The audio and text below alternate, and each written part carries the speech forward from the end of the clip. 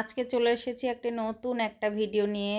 আজকে এক ড্রাগন দিয়ে দুই রকমের রেসিপি বানিয়ে খাওয়াবো। তো চলুন যাই, দেরি না করে রেসিপি বানানো শুরু করে দেই। ড্রাগন গুলোকে বেশ ভালো করে আমি ধুয়ে এবার আমি চাকু দিয়ে বেশ ভালো করে কেটে নেব।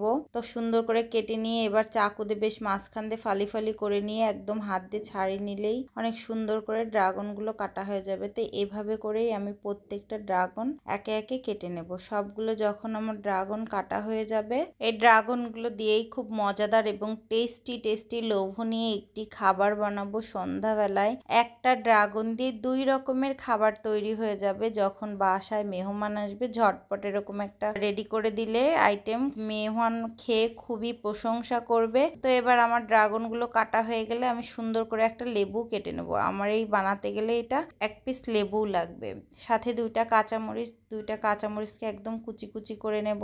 মরিচ দুইটা কাটা হয়ে গেলেই আমার আসল কাজ শুরু হবে। আমি ড্রাগন গুলো কেটে মগের মধ্যে নিয়েছিলাম, কারণ মগের মধ্যে এই ড্রাগনটা মাখাতে বেশ অনেক সুবিধা হবে। তার জন্য মগের মধ্যে নিয়ে দিয়ে দিয়েছি কাঁচামরিচ কুচানো, দিয়ে দিয়েছি সামান্য পরিমাণে চিনি, দিয়ে দিয়েছি একটু কাসুন, এবার দিয়ে দেবো সামান্য পরিমাণে একটু বিট লবণ দিয়ে এবার আমি একটু লেবুর রসটা দিয়ে দিব চিপে দিয়ে বেশ ভালো করে চামচ দিয়ে মেখে নিলেই হয়ে গেল আমাদের ড্রাগন মাখা। আবার অনেকে এটাকে ড্রাগন ভর্তাও বলে থাকে। তো যাই হোক, যে যেটাই বলেন, তো আমার হয়ে গেল ড্রাগনটা মাখানো। এটা খেতে খুবই বেশ টক একটু মিষ্টি খেতে খুবই টেস্টি হয়েছিল।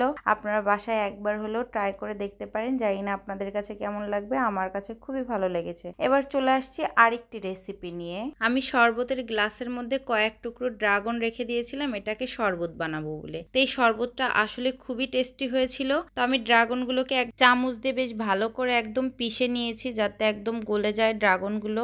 তারপরে এর মধ্যে দিয়ে দিয়েছি জল দিয়ে এর মধ্যে দিয়ে দিব লেবু এক টুকরো, দিয়ে দিব সামান্য পরিমাণে 1 চামচ চিনি, দিয়ে দিব বিট লবণ একটু, দিয়ে দিব সাদা লবণ, দিয়ে বেশ একটা টেস্টি হজমি আছে, ওই টেস্টি হজমিটাকে আমি বেশ ভালো করে গুঁড়ো করে নিয়েছি। টেস্টি হজমিটাকে গুঁড়ো করে নিয়ে ওই টেস্টি হজমিটাও এই জুসের মধ্যে দিয়ে দিব, দিয়ে বেশ একদম নাড়াচাড়া করলেই রেডি হয়ে গেল আমাদের ড্রাগনের জুস।